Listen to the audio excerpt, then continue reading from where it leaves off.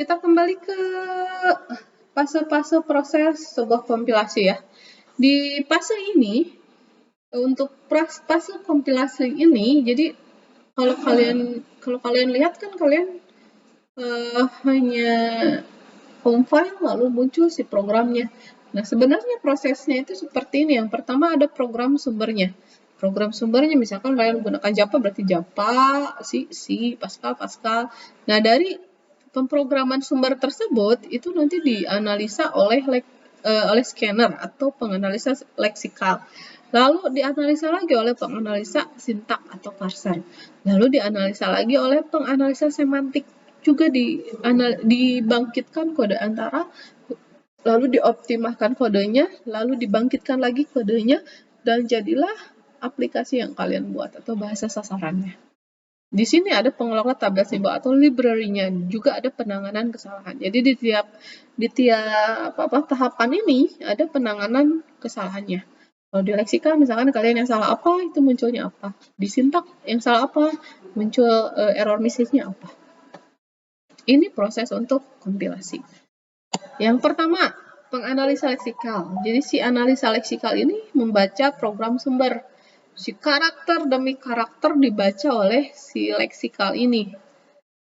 Jadi sederetan satu atau lebih karakter dikelompokkan menjadi satu kesatuan mengacu kepada pola kesatuan kelompok karakter atau token yang ditentukan dalam bahasa sumber.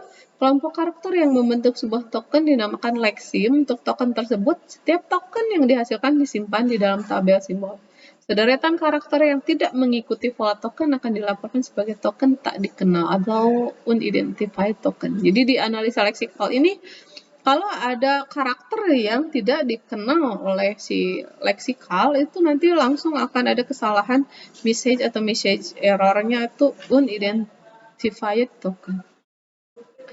Setelah itu ada penganalisa sintak. Di penganalisa sintak ini memeriksa kesesuaian pola deretan token dengan aturan sintak yang ditentukan dalam bahasa sumber. Sederetan token yang tidak mengikuti aturan sintak akan dilaporkan sebagai kesalahan sintak error.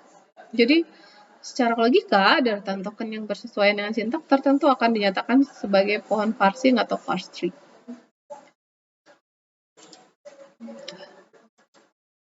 Nah, di penganalisa sintak ini, kalau kalian menggunakan bahasa Java, sintaknya juga harus sintak Java. Kalau kalian menggunakan bahasa Java, tapi kalian menggunakan sintak C++, itu nanti ada sintak error. Ada pesan kesalahan sintak atau sintak error. Itu diperiksa oleh penganalisa sintak. Selanjutnya ke penganalisa semantik. Nah, di sini diperiksa token dan ekspresi dari batasan-batasan. Misalkan kalau token identifier itu hanya 8 karakter, itu diperiksa oleh ini semantik ini. Kalau maksimum ekspresi tunggal hanya 80 karakter, diperiksa di sini. Di bilangan bulat dari mana ke mana, operasi aritmatikanya apa aja, itu dianalisa di semantik ini. Selanjutnya dibangkitkan oleh kode antara. Ini membangkitkan kode antara atau intermediate kode berdasarkan pohon parsing. Jadi pohon parse selanjutnya diterjemahkan oleh suatu penerjemah yang dinamakan penerjemah berdasarkan sintak atau sintak directed translator. Hasil penerjemahan ini biasanya merupakan perintah 3 alamat atau tree address code. Jadi nanti ada contohnya ya, di bawah nanti ada contohnya. Setelah di pembangkit kode, langsung ke pengoptimal kode. Di sini dioptimasi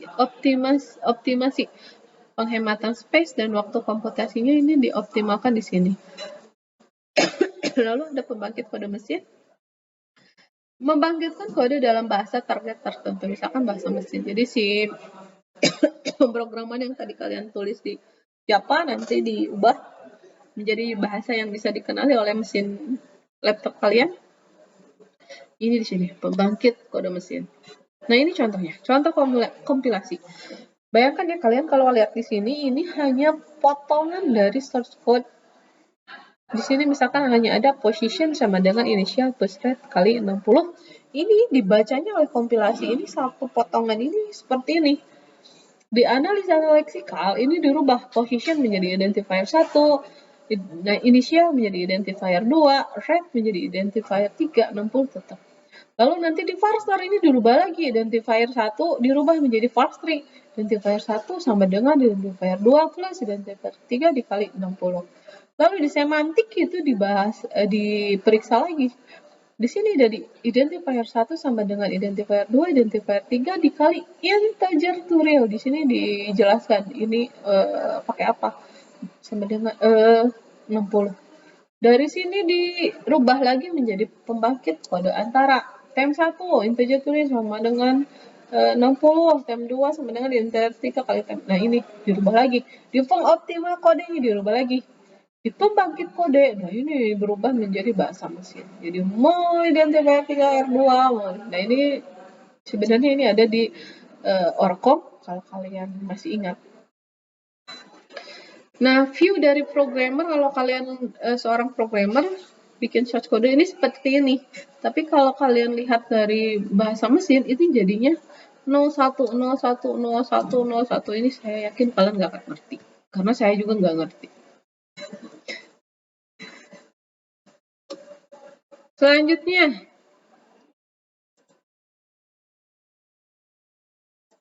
pembuatan compiler. Kalau kalian mau membuat compiler dengan bahasa mesin, itu sangat sukar dan sangat sedikit kemungkinannya untuk membuat compiler dengan bahasa ini. Karena manusia susah mempelajari bahasa mesin. Bayangkan kalau kalian bikin dari 01, 01 semua, ngerti. Lalu sangat tergantung pada mesin. Bahasa mesin kemungkinan digunakan pada saat pembuatan assembler. Lalu kalau assembly, hasil dari program punya ukuran yang lebih kecil, sulit dimengerti karena statement atau perintahnya singkat-singkat, butuh usaha yang besar untuk membuatnya. Juga fasilitas yang dimilikinya terbatas. Kenapa? Singkat-singkat, kalau kalian bob AHA dan lain sebagainya itu kan bahasa assembly ya. Kalau bahasa mesin itu 0101, kalau bahasa assembly itu bob AHA, bob DL dan lain sebagainya itu kalian harus paham singkatan-singkatannya. Lalu kalau menggunakan bahasa tingkat tinggi atau high level language ini sangat mudah dipelajari dan fasilitas yang dimilikinya lebih banyak dan ukurannya relatif besar. Misalkan membuat compiler Pascal dengan menggunakan bahasa C. Untuk mesin yang berbeda perlu dikembangkan tahapan-tahapan. Jadi kalau untuk pembuatan compiler menggunakan bahasa tingkat tinggi itu kesempatannya lebih besar karena fasilitasnya itu banyak dan lebih mudah dipelajari karena high level language namanya juga bahasa tingkat tinggi, itu bahasa yang kalian mengerti.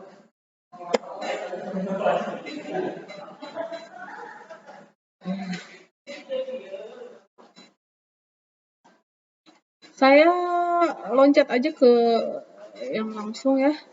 Jadi kalian ini di sini ada ini nih. Andaikan Anda akan menciptakan sebuah bahasa program, coba sebutkan urutan proses yang harus ditentukan. Skenario yang dijalani untuk menghasilkan bahasa pemrograman impian Anda. Bagaimana? Nah, ini nanti kalau kalian mau bikin program, saya harap kalian ingat skenario ini. Jadi tentukan dulu program apa yang kalian inginkan, juga tentukan fitur yang mungkin mau ada di sana apa. Lalu desainnya, rincian parsing dan error checkingnya, user manual dan help-nya, lalu evaluasi. Jika sudah benar, optimisasilah dan uji segala kemungkinan. Juga cobakan kepada usernya, lalu perbaiki bug dan mulai versi baru. Jadi kalau kalian mau membuat sebuah program, ini yang harus kalian ingat untuk skenario perancangannya.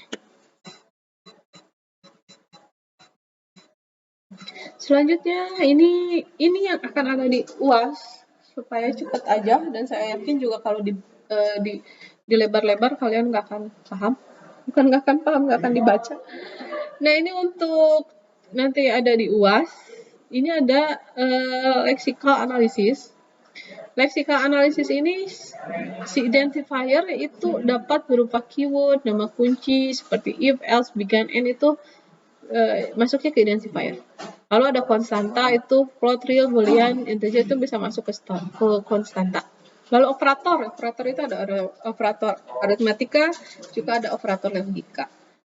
Lalu delimiter, kalian harus ingat ada yang namanya delimiter. Delimiter itu berguna sebagai pemisah atau pembatas seperti kurung buka, kurung tutup, titik koma, titik 2, titik koma, white space atau spasi itu disebut delimiter. Juga Nah, ini contoh 1.